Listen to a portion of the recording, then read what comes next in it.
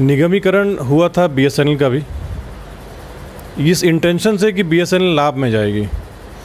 निगमीकरण के सही तरीके से इम्प्लीमेंट होने से पहले तक बीएसएनएल सालाना 10,000 करोड़ के प्रॉफिट में जाती थी।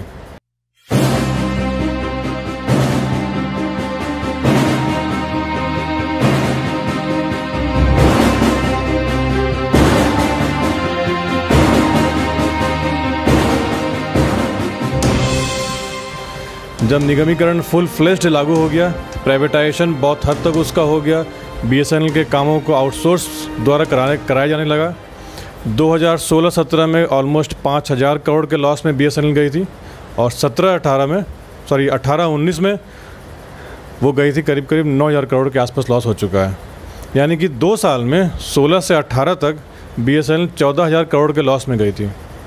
यदि निगमीकरण या प्राइवेटाइजेशन से या आउटसोर्सिंग से काम कराने से लाभ होता तो आज मेरे ख्याल से बीएसएनएल देश की सबसे अच्छी, सबसे टॉप क्लास की टेलीकॉम सर्विस प्रोवाइडर होती। यहाँ पे गवर्नमेंट का वो जो उद्देश्य था, जो टारगेट था, वो फेल हुआ।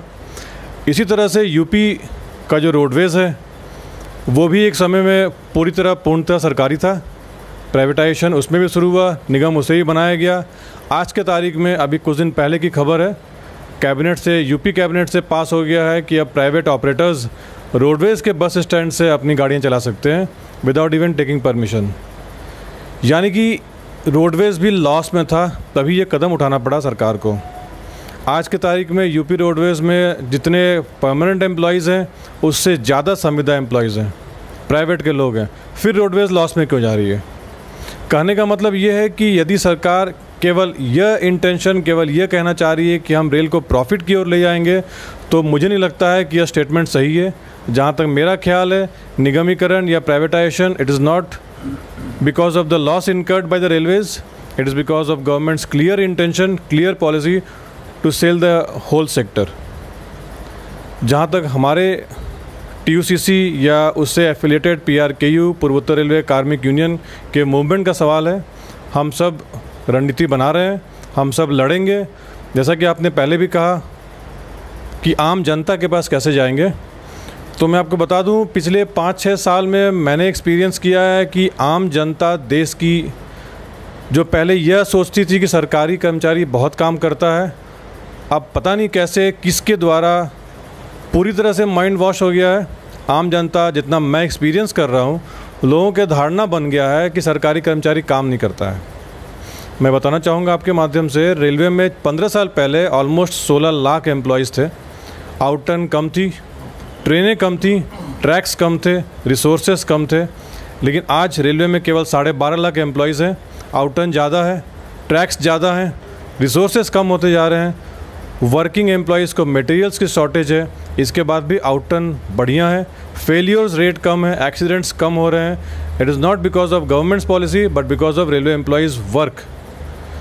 रेलवे एम्प्लॉय काम अच्छा कर रहा है। अब रेलवे एम्प्लॉय एजुकेटेड हो गया है, टेक्निकली स्ट्रांग है, मेहनत करके काम कर रहा है।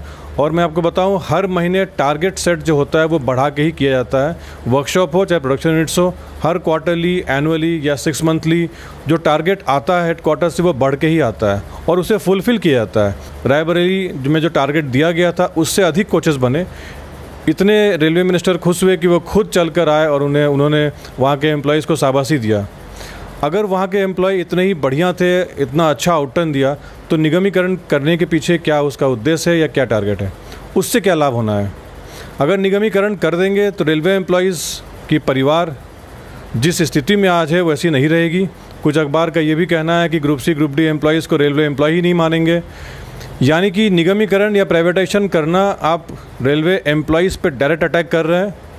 आप उस सेक्टर पे नहीं, railway employees as a whole पे अटैक हो रहा है ये। इसके लिए पीआरकेयू, टीयूसीसी वचनबद्ध है, हम सब काम कर रहे हैं, पूरी तरह से लड़ेंगे। फ़िलहाल हमने बरेली में एक मीटिंग रखा था, हाल ही में 2 मीटिंगें हो चुकी हैं। इसमें सभी यूनियंस आए थे, पार्टिसिपेट किए। हमने सबसे सहयोग मांगा है, यहाँ तक कि सरकार की जो यूनियन है, बीएमएस की डाउनलाइन है, हमने उनसे भी सहयोग मांगा है। फ़िलहाल वो कह रहे हैं कि हम सहयोग करेंगे। जो मान्यता प्राप्त यूनियन है वो भी कह रहे हैं हम सहयोग करेंगे। हम भी इंतज़ार कर रहे हैं क्योंकि ये खुद को बड़ा बताते हैं और वाकई में जीते हुए मान्यता प्राप्त है, रिकॉग्नाइज्ड यूनियंस हैं। They should lead the masses. कोशिश ये रहेगी कि इस आंदोलन को राष्ट्रव्यापी बनाया जाए, हमारे ही तरफ से नहीं, देश की जनता में ये बात बैठाई जाए उनके दिमाग में कि रेलवे एम्प्लॉय, गवर्नमेंट एम्प्लॉय काम करता है, इसीलिए एक्सीडेंट फ्री है, फेलियर फ्री है सब कुछ। और जहाँ तक संघर्ष का सवाल है, सरकार से बात भी की जाएगी। अगर सलूशन नहीं निकला तो 74 इतिहास है, संघर्ष ऐसा होगा कि वो इतिहास बन के रह जाएगा। लोग आज की संघर्ष को याद करेंगे, उसे भूल जाएंगे।